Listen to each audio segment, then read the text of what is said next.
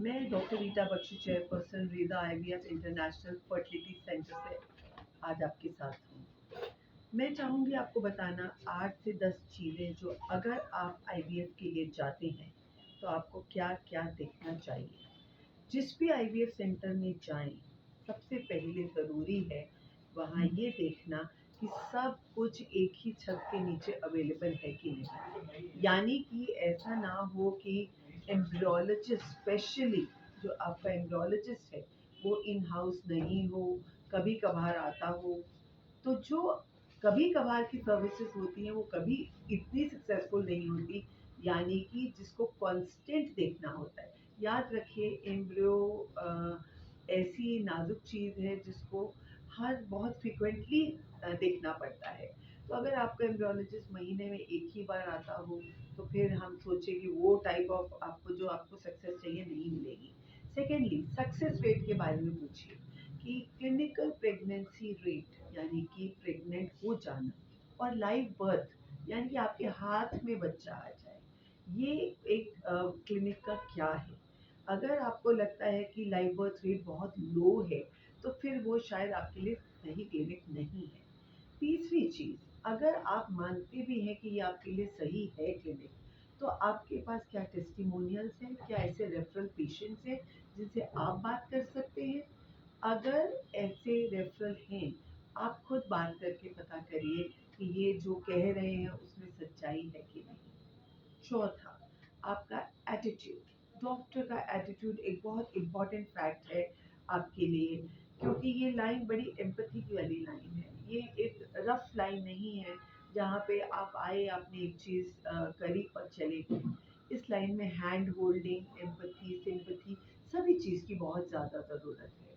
तो जो आपका ट्रीटिंग डॉक्टर है उसका एटीट्यूड क्या है, ये देखना भी बहुत ज़रूरी है।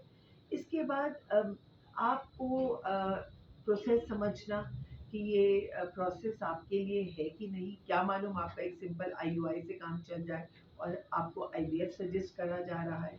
क्या पता आपका नेचुरल कॉन्टैक्ट से काम चल जाए और आपको आईयूआई सजेस्ट करा जा रहा है। तो जो डॉक्टर जंप करना चाहते हैं आईवीएफ के लिए वो भी एक सही डॉक्टर नहीं हो सकता। आप इतना समझदार खुद हैं, पढ़े लिखे हैं, गूगल सर्च करते हैं, आपको भी मालूम है, आपके ट्यूब खुले हुए हैं, अभी आपकी शादी को 6 महीने साल ही हुआ है। तो आपके लिए नेचुरल साइकिल या नेचुरल कॉन्टैक्ट या जस्ट सिंपल हैंड होल्डिंग की ज़रूरत है। अगर ऐसे में आपको आईवीएफ सजेस्ट किया जाए तो ये राइट क्लिनिक नहीं है।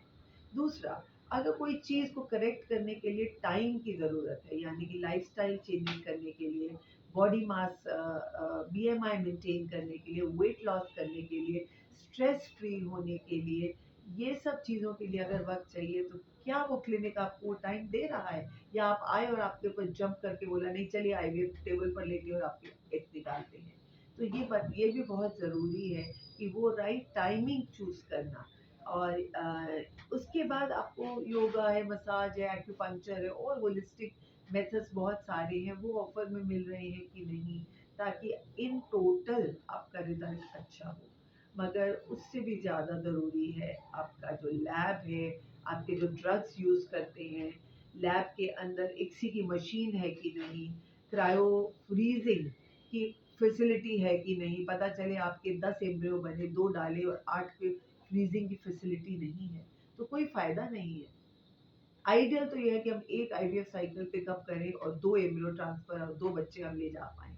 तो फ्रीजिंग फैसिलिटी बहुत इम्पोर्टेंट है, इक्सी की फैसिलिटी आपके लिए बहुत इम्पोर्टेंट है। तो लैब का क्वालिटी होना ये आपके लिए बहुत ज़्यादा इम्पोर्टेंट है। ये सब चीज़ें देखने के बाद ही आप डिसाइड करिए कि ये आईवीएफ यूनिट आपके लिए सही है कि नहीं। तो मैं छोड़ती हूँ आपके लिए ये डिसीजन लेने के लिए कि कौन सा आईवीएफ क्लिनिक आपके लिए बेस्ट है। Thank you.